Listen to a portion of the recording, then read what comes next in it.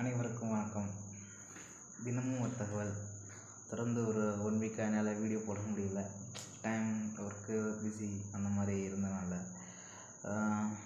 எனக்கு ஒரு motivation morning எழுந்திரிச்சு ஒரு வீடியோ போடும்போது கொஞ்சம் ஹாப்பினஸ்ஸு. ஓகே, இதை நமக்கு இன்கம் வருது, இன்கம் வராது செகண்டரி. பட் சோசியல் மீடியாவில் ஜஸ்ட் நம்மளோட முகம் ஒரு பல பேர் பார்க்குறாங்க அப்படிங்கிற ஒரு ஹாப்பினஸ் தான். ஓகேங்களா. ப்ளஸ் பார்த்திங்கன்னா நமக்கு ஒரு சின்ன ஆசை இருக்கும்ல, ஒரு எப்படி சொல்கிறது, நம்ம ஒரு வீடியோ போட்டு யாருக்கோ ஒரு ஆளுக்கு எத்தனோ மில்லியன் மக்கள் இருக்காங்க. ஓகேங்களா. அவங்களுக்கு ஜஸ்ட்டு நம்ம சொல்லக்கூடிய விஷயம் ஏதாவது ஒரு விஷயம் உங்களுக்கு பிடிச்சிருக்கலாம், இல்லாட்டி பிடிக்காம கூட போகலாம். ஓகேங்களா. ஜஸ்ட் நான் சொன்ன விஷயம் யாருக்காவது பிடிச்சிருந்தா அவங்க ஹாப்பி, நேரம் அவங்க ஒரு விஷயம் மாறியிருப்பாங்க. அந்த ஹாப்பினஸ்க்காக அதை வீடியோ போடுறது. ஓகே. அப்புறம் இன்றைய நாள் தகவல் என்ன பார்த்தீங்கன்னா, ஒரு சில பேர் பார்த்திங்கன்னா பிஸ்னஸில் பார்த்திங்கன்னா என்ன பண்ணுறாங்க அப்படின்னா, அதிகமான லாபம் வச்சு விற்க பார்க்குறாங்க. அதிகமான லாபம் வைக்கிறது என்ன பார்த்தீங்கன்னா, அந்த இடத்துல யோசிப்பாங்க, ஏன் இவர் மட்டும் அதிகமாக விற்கிறாரு, மற்ற கடையிலலாம் காசு கம்மியாக தான் விற்கிறாங்களே, ஏன் இவர் மட்டும் அதிகமாக பொருள் விற்கிறாரு அப்படி யோசிப்பாங்க. பட் ஆனால் அவர் விற்கக்கூடிய பொருளை பார்த்தீங்கன்னா, இவங்க ஒரு பொருளை 10 ரூபாய்க்கு விற்றுட்ருப்பாங்க.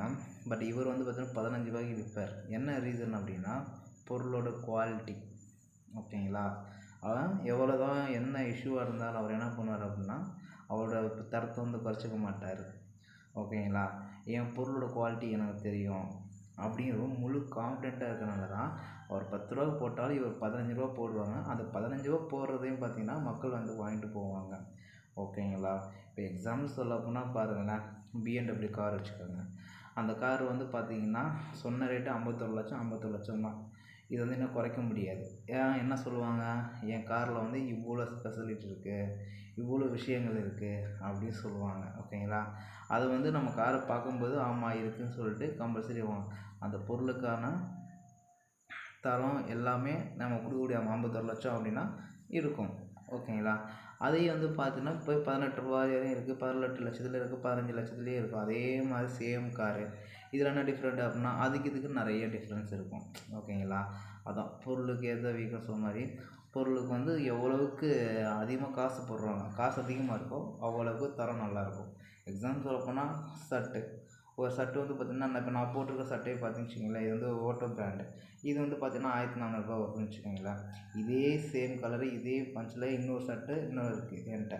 அது பார்த்திங்கன்னா 350 400 ரூபா தான். ஓகேங்களா. பட்டு இதோட கிளாத் பார்த்திங்கன்னா நல்லா உழைக்குது உங்களுக்கு. ஓகேங்களா.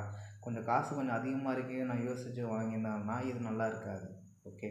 அதனால் பொருள் அதிகமாக ஒரு சில பிஸ்னஸ் மேன் அதிகமாக விற்கிறாங்க அப்படின்னு யோசிக்கும்போது அதுக்குள்ளே என்ன விஷயம் இருக்குங்கிறது தெரிஞ்சுக்கிட்டு ஒரு பொருள் வாங்கினா தரமாக வாங்குங்க. ஓகே. நன்றி, வணக்கம்.